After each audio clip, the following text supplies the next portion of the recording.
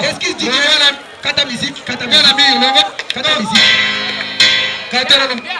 musique, s'il vous plaît. On a ni bira.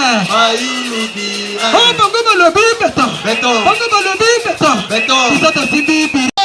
pour la dignité du peuple congolais. Hey, bana fayu baza boité. Andi bateza bino.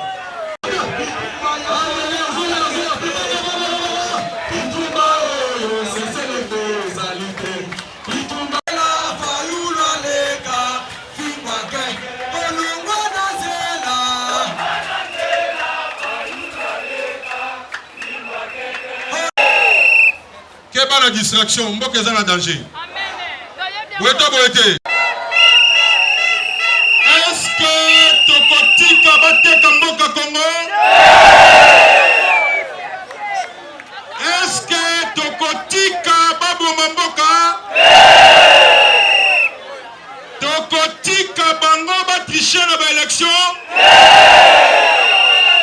Tokotika bango basala glissement?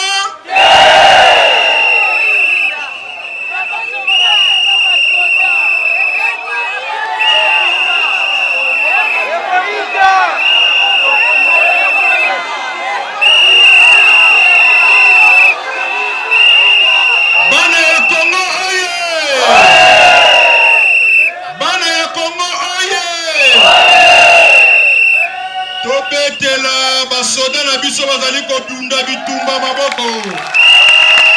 Tobetela bango maboko makasi. Bapesa minduki pa ba Congolais. Tozokende na programme na biso Lombangu. Boeto boete. Honorable Ados Aza déjà na nzela. Honorable Kassekwa, député national élu à Goma, a commis déjà quelque part. Alors, donc il y a le programme, la présentation rapidement, et bon, on te pèse là. Boete. Papa, il y a une présentation, on te kende, nous avons de la vidéo. Merci.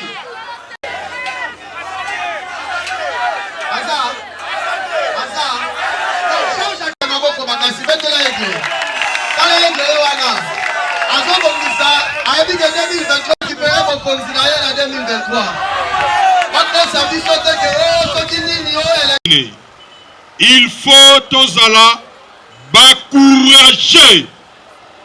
Boete. Voilà pourquoi message Nabiso Alelo est en 4 points seulement. Yamukuse penza ba point wana nyonso. Et le quoi li décidé ya Martin Fayulu. Oyo motonyoso soko yebisie Martin Fayulu aleli asepeli alobi keza espoir ya peuple. Alors to robetela aigle maboko makasi. Betela aigle makasi.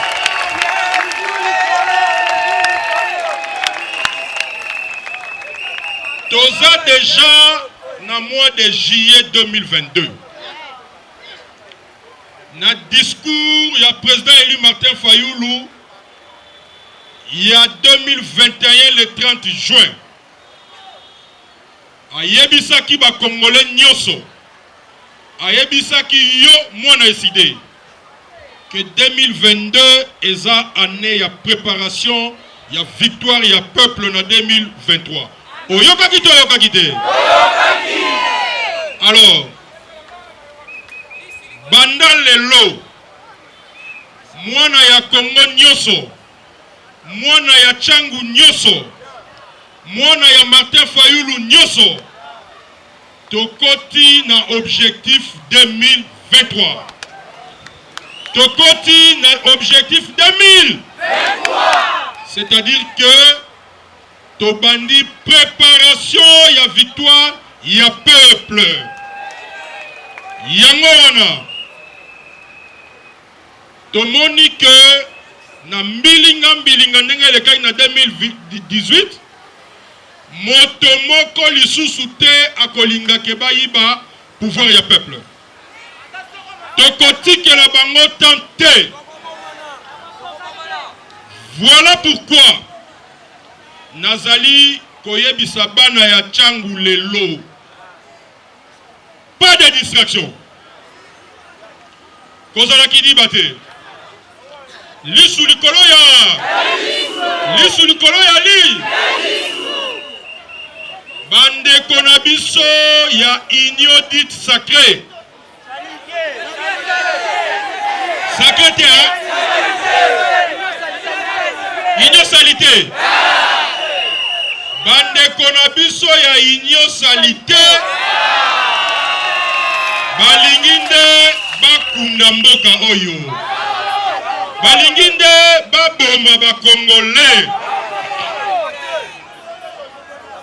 Banda bazwa pouvoir. Babotola pouvoir ya peuple. Bakoki ko kamba mboka.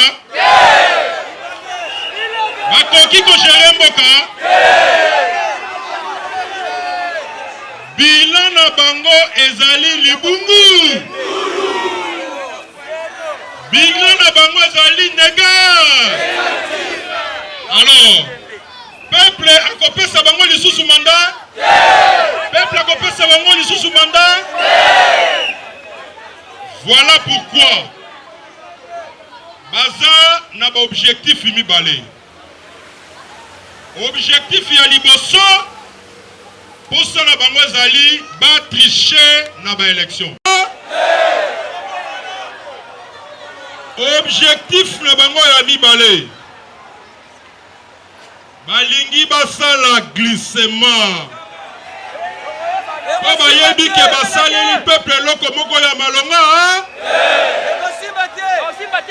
Donc peuple repona biso te, peuple na ka bango te déjà. Yango wana tokotiki la bango glissement te, tokotiki la bango pe bayiba ba élection te. Yoka va préparer instrument mibale. Oyo aza koluka ndenge nini bakoyiba. Oyo kana maladu tolabi bisu likolo ya.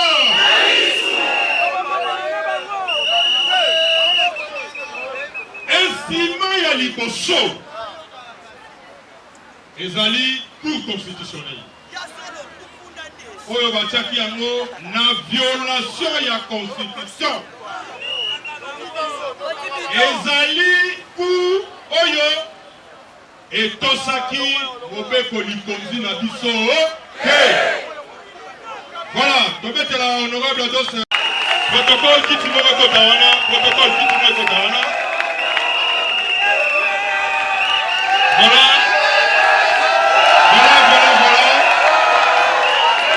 Merci beaucoup honorable, merci. Merci.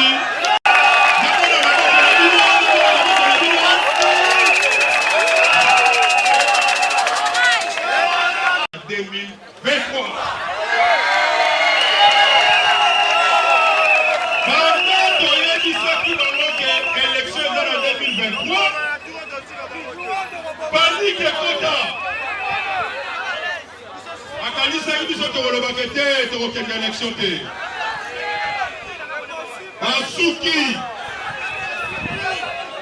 Basuki yoka ndeko na ngai makambo ya kadima nayebisi bino etali biso. Biso tolobi peuple nde moto akoganye élection. Oyo toboye te soki kadima bakotongai kuna na basango, mais biso tolobi boye Le président élu Martin Fayulu dans le discours le 30 juin 2022. En lobby, glissement Gozalate. Tolingi ba élection ya solo. Tolingi ba élection ya moyibité. Mais le kola tolingi ba élection ya solo. Tolingi ba élection ya moyibité. Peuple pas lingi ba élection ya lokutate. Il faut makambo etali pour constitutionnel. Makambo etali enrôlement. Makambo etali loi électorale. Tokende na consensus. Makambo ya bato etali biso. Na lobi na bana chango batula paka bamona. Batula paka bamona. Peuple basakana kana ete. Ba je oyo ezosalama na parlement adosa kolobela ngwa. Boyoka ba je oyo ezosalama kuna na parlement. Voilà pourquoi les lobozoyoka ba préalable ya élection Seigneur zolobela yango te. Makambo eza ya kobeba. Makambo eza malonga te. Mais biso tolobi lisuka ka likolo ya. Peuple kolonga ta kolonga te. Martin Fayulu kolonga te. Bana ya Congo ba kolonga te. Alors tobete na peuple na biso maboko. Makambo bozoyoka. Bayibi ba million. O mbongo ya seni ezomona na te. Luvunu na bango. Distraction na bango. Toza na contrainte kaka moko za la constitution. C'est l'article 73. Mandat ezali ya 5. Mandat ezali 5. Soki osali élection te toche wapi? Osali élection te toche wapi? Contrainte ezakaka l'article 273 de la Constitution. Donc, Congolais, oyazolanda biso. Mwana ya side nyoso. Mwana ya changu. Tolingi ba élection ya solo. Peto yebisi bandeko na biso. Oyo ya ngambu. Oyo ya inyo, oyo bino lobieza nini? Parce que bayoka ka peuple te. Bato bayoka ka peuple te. Bakendaka liboso? Bakendaka liboso? Va se ressaisir. C'est maintenant là que nous avons besoin d'un concorde national. C'est maintenant là que nous avons besoin d'une unité nationale. C'est maintenant que nous avons besoin d'un moko pour que Congo ait élément. Tala mboka lokola Rwanda. Et comme déjà mbalami tano. Oyo bazoya ko kote la biso pour ba agresser biso pour ça na bango ezali bobele ke ba balkaniser mboka. Bakabola mboka biteni na biteni. Congo na kondima yango. Voilà pourquoi lokola bondimaki ke ngai natambusa changu. Lokola bopesaki nga manda wana. Nasengi na bandeko nyoso ba présenter awa. C'est-à-dire que ma structure de base, sectionnaire, sous-sectionnaire, na ba comité na bino nyoso, ba responsable ya ba cellule, qui salu sambu na élection yo mebanda.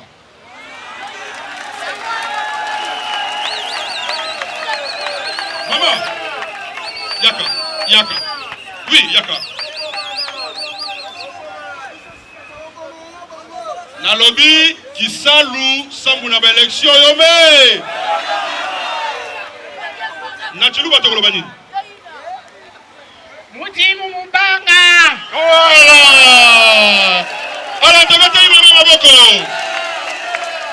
C'est-à-dire que biso tozali parti national. Boete. Awa tribalisme zakati. Mosala et bandi pour la préparation il y a victoire, il y a peuple. Yango wana. À quoi ici peut pas mesure nanga? Boete boete. Soki lobby musala salami malamu te. Bolanda ngai. Bolongolanga musala. Eta bongo to bongo te. Ko bana ya Martin Fayulu bakolinga suba pola. Bakolinga bayiba bango élection. Nalobi yango na miso ya bino baso bozali awa. Kuna na pesi déjà mitindo. Na pesi bango 1 mois. Njili Kimbanzeke Masina Ntsele Nakozongela Maluku Sima Tozana 123 quartiers. Ngana pesi bino seulement 1 mois. Pour actualiser la liste de la bino nyoso. Chaque sous-sectionnaire aya na ba kombo actualisé, ya ba président ya ba balabala. Awa na chango ezana batu balaki biso. Ezana balabala ezana Martin Fayulu te.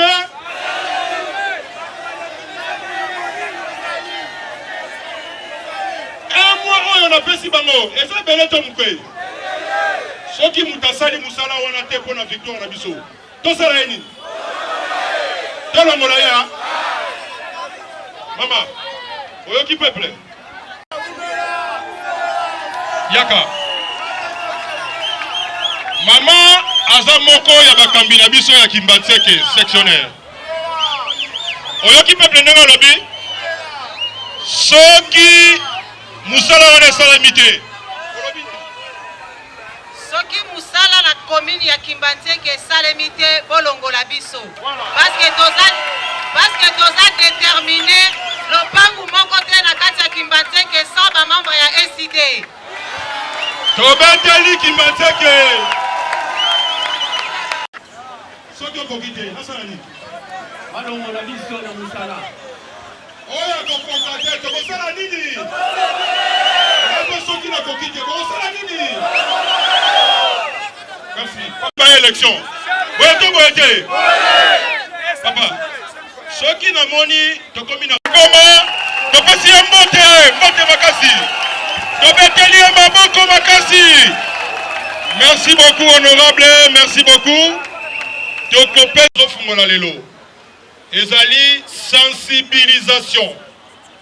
Yango bomoni topesi ba structure de base nyonso musala wana. Kombo ya Martin Fayulu il faut ekende. Kombo ya SID il faut ekende. Tokendaki élection en 2018. Oyebi ke bato bazali kokende songa voter Martin Fayulu alobi nga azala nga na député te. Oyebi yango ha? Eza bongo te. Eza bongo te. Alors, nalobi tour oyo, il faut te réduire écart wana. On votait Martin Fayulu, on votait député na ye. Boyete. Nalobi nini? On votait Martin Fayulu, on votait député na ye. Makambute ezala que ok voté. Oh naibi nanga unité. Batebele basonga bongo na bafwa. Nani mokonzi?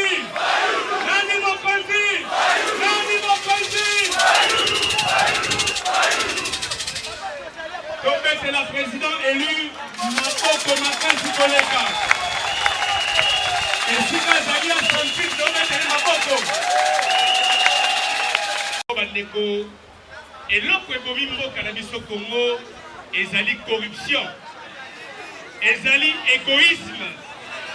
Tozali lelo na parlement moko ya moyen de comprendre.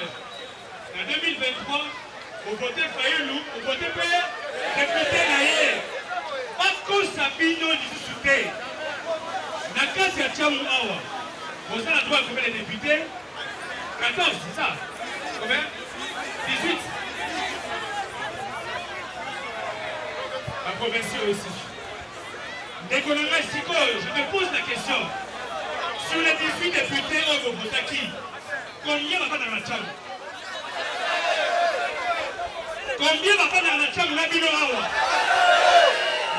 bakotana na fula na kalamu na bana batilelo et bango kopesi bango la voix bakiko bana la gombe bakiko bana na campagne. Est-ce que c'est normal? Est-ce que c'est normal? Bakiko kosa bino le tracteur à côté tracteur à bango c'est là yé akola na gombe. Est-ce que c'est normal? Les konamai tous à la kiti baté s'il vous plaît. Pas humilier. Bomoni mosala mbosa do sala. Mosala ya soni. Mosala ya soni makasi. Tolingi boye na 2023 gouverneur ya Kinshasa za na mutu ya SID tokani.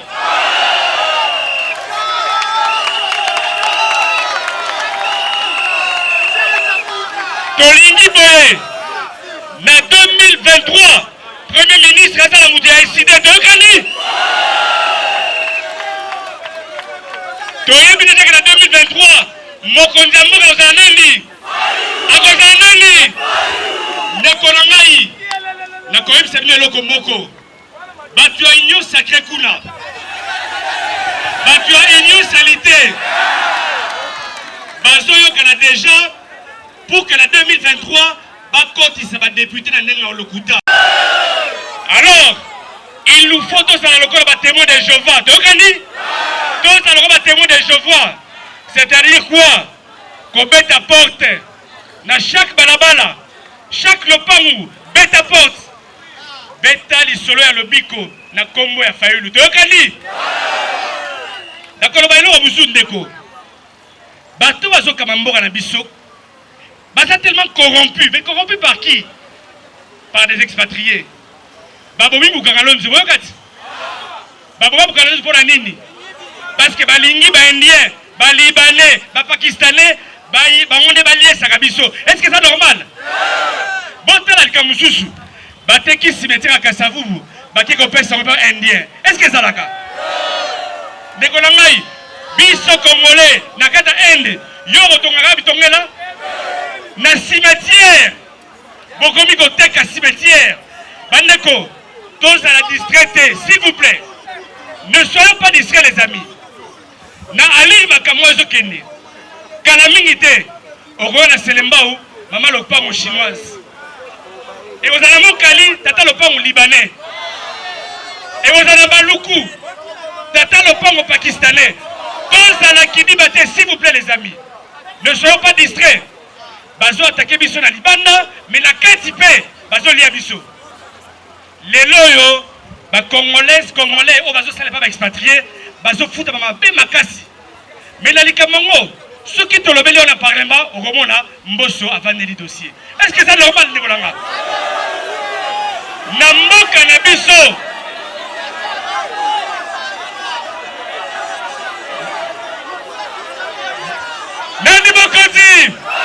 Nani mokonzi bande kolongai. Il faut tout ça là tout, il y a dans le bilan clairement, tout ça là tout en 2023. Oagoza numéro 1 à parlement azala mutu ya SID tokani. Ezali possible mais il faut to misimba tokani. Tozala bolingo biso moto kokate mais biso nyonso soto sangani ensemble nous allons virer ces médiocres du pouvoir. Lelo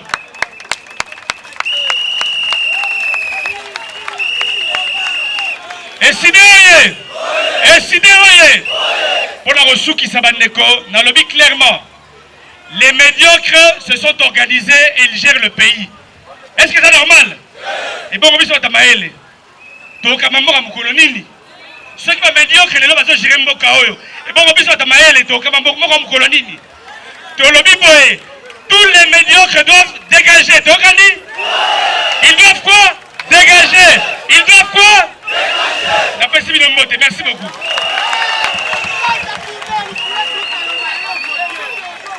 Banachangu oye! Corruption na linga les ali moibi. Poésie. Merci beaucoup. Mwana mboka Clément Mouza. Banachangu. Merci pour notre présence. Nabino, poto solola likambo ya mboka.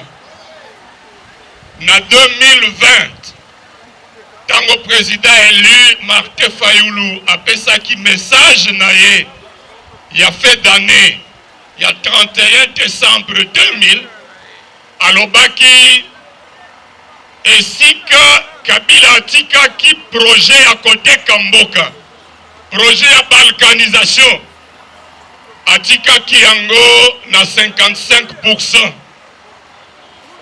Na 2021 alobaki que Félix a commis déjà projet yango na 75%.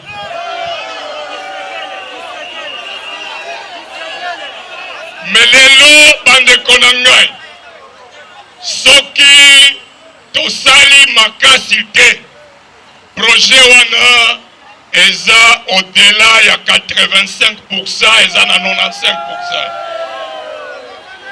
Boyebi Rwanda, Uganda, Burundi, na complicité ya bamboka ya ba-étranger, baza na projet babotola ba province ya Est ya Congo, baza na projet bazwa Sud Kivu, bazwa Tanganyika, bazwa Nord Kivu, bazwa Ituri, bazwa Haut-Uele, bazwa Bazuele.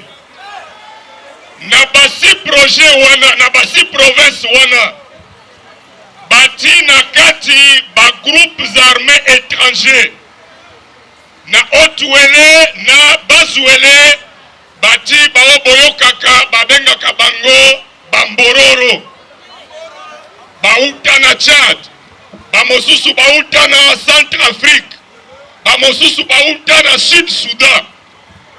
Bakoti na mboka na biso na province mibale wana, Haut-Uele na Bazuele, na parti moko ya Ituri, babandi kobomaka ba chef coutumier na biso, babandi kobomaka population congolaise. Depuis 2000 tilelo, gouvernement ya République démocratique du Congo etika bango eloba na bango eloko moko te, population ezokufa, population ezolela butu na moi. Na Ituri, boyebi nini Uganda na Rwanda basala na 96-97 basala première guerre d'agression, basala AFDEL. Laurent Désiré Kabila aya na bango lokola président na bango. Nazo félicité bino parce que bosala résistance, loba banguna wana bazonga na bamboka na bango. Finalement yemoko aye ko comprendre que ba Congolais balingi présence na bango te, aye ko benga bango conglomérat d'aventuriers. Na 98 azwa décision que ba Rwandais na ba Ougandais bazonga na mboka na bango. Mais boyebi ke avant azwa décision wana, nani moto atiaki chef d'état-major général? Nani? Atia James Kabarebe. Sima kobenga na ye akenda kokoma ministre rwandais à défense nationale. Ba infiltré armée na biso, ba infiltré parti. Merci. Bako bunda mbongo l'état bazo sakana nango. Biso tozo contribuer pour nos partis. Toko banda ko sala wango boye. Image vraiment. Biso to kabola mbongo te. Martin Fayoulou apesa polo te. Apesa mbongo te. Toko voter. Si. Toni mettre la maboko makasi. Voilà. Batu bazo ya. Boyote. Topesite. Allez, tongolo la bango. Voilà, très bien. Voilà. Yaka mbongo azali. Voilà. Esengote. Bango bakokoka boye. Betela Martin Fayulu maboko. Voilà azali aigle. Yaka azali, pesa mama. Ezali. Toleki bango na mbongo. Mbongo peuple leki bango. Ezali yaka. Pesa kuna. Yaka. Voilà, merci. Ezo yakaka. Journaliste ezo image. Bango kuna bapesa na bango mbongo ya l'État. Oya biso tosangisaka pona musala ya mboka. Oya tokote. Merci. Tina kuna. Muso tozali. Eza somo. Toleki bango na ebele.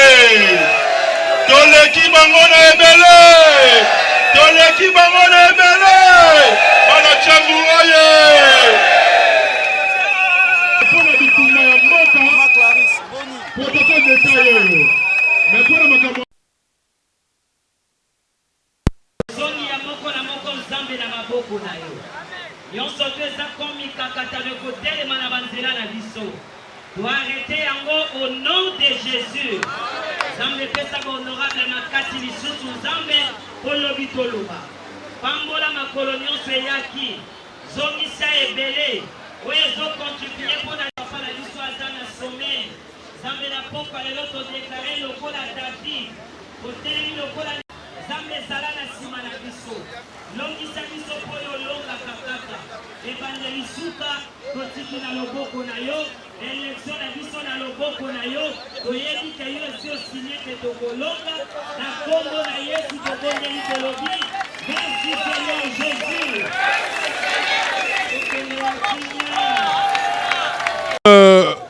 Matinée politique, une réunion citoyenne organisée par les CID Tchangou dans le cadre du combat noble que nous menons pour la République. Comme vous le savez, nous avons une contrainte constitutionnelle prévue par l'article 73 de notre Constitution, c'est-à-dire que les élections doivent être organisées en 2023. Mais l'impression que nous avons, nos amis de l'Union sacrée ne veulent pas organiser des élections justes, des élections crédibles et apaisées. Nous connaissons déjà une crise politique qui nous enchaîne. La crise sociale, n'en parlons pas parce que le peuple est abandonné par ce gouvernement de l'Union dite sacrée. Aujourd'hui, s'ajoute encore la crise sécuritaire où le pays est agressé par le Rwanda, l'Ouganda ainsi que d'autres pays de l'Afrique de l'Est. Nous disons que le CID va continuer à se battre comme l'ont fait nos pères de l'indépendance. Notre lutte est noble. Notre lutte, c'est pour que les Congolais retrouvent la liberté, le bonheur et que nous puissions avoir des institutions légitimes. Mais parce que les gens veulent à tout prix soit glisser, soit tricher parce que le bilan étant largement négatif, nous disons à nos amis de l'Union sacrée, on ne corrompt pas le peuple. On peut le faire pour certaines institutions. On peut le faire pour des députés. Mais on ne sait pas corrompre le peuple. Le peuple se met debout devant son leader, devant son commandant Martin Fayulu. Donc, en phase avec la population, nous sommes déterminés pour que nous puissions relever les défis. Parce que les défis sont terrifiants. Nous continuons et nous allons continuer à soutenir nos forces armées de la République démocratique du Congo. Parce qu'ils sont là au front, ils se battent. Nous allons continuer à soutenir nos compatriotes de l'Est. Parce qu'ils se battent pour que le pays ne soit pas balkanisé. Donc, voilà pourquoi le CID, mon parti, est en train d'organiser ces matinées politiques de veille de conscience. Voilà pourquoi nous sommes là. Tout s'est passé correctement comme voulu, de façon pacifique, et nous allons continuer ce genre de manifestations. Mais nous le disons aussi à haute voix. Nous apprenons que l'Union sacrée veut nous amener dans un vote électronique. C'est une forme d'organiser une tricherie dans un pays où nous avons encore des problèmes, qu'il s'agisse de l'Internet ou purement de la technologie. Vous allez vous voter, vous n'avez aucun document, il n'y a pas de papier, rien du tout. Nous disons à nos amis, ils sont déjà en train de provoquer une crise préélectorale. Et le CID ne va pas se laisser faire. Nous disons non. Nous irons aux élections. Nous n'allons pas boycotter les élections. Les élections que nous voulons, ce sont des élections crédibles et apaisées. Donc, voilà pourquoi nous allons continuer à nous organiser et nous continuons à préparer la victoire du peuple en 2023. Merci. Vous me voyez en casquette verte. C'est pour dire que nous soutenons d'abord nos forces armées. Nous soutenons nos forces armées, mais nous demandons que nos forces armées soient réellement organisées, qu'ils puissent réellement défendre la République démocratique du Congo. Nous avons besoin d'une armée apolitique, d'une police apolitique qui est capable de faire la fierté de la République démocratique du Congo. Nous sommes venus à Tchangou pour dire au peuple congolais d'être vigilant. En 2023, il y aura des élections. Mais cette fois-ci, nous avons un mot d'ordre. Vous votez Fayulu, vous votez aussi le député de Fayulu. Parce que nous voulons qu'en 2023, que la majorité parlementaire soit une majorité qui réponde bien sûr à Martin Fayulu Madidi. Nous voulons que les prochains gouverneurs de Kinshasa, mais dans certaines provinces, soient aussi des gouverneurs appartenant bien sûr à l'idée du président élu Martin Fayulu. Donc nous demandons au peuple congolais d'être vigilant. J'ai posé une question tout à l'heure. À Tchang, on m'a dit qu'il y a à peu près 18 députés. Mais combien de députés nationaux élus par les habitants de Tchangou habitent encore à Tchangou? Vous allez voir, ils habitent la Gombe, ils habitent ma campagne, ils habitent GB. Mais ils viennent ici à Tchangou mentir pour avoir des voix et puis repartir encore à Gombe. Nous disons non pour cette fois. Donc voilà un peu ce qu'on avait à dire.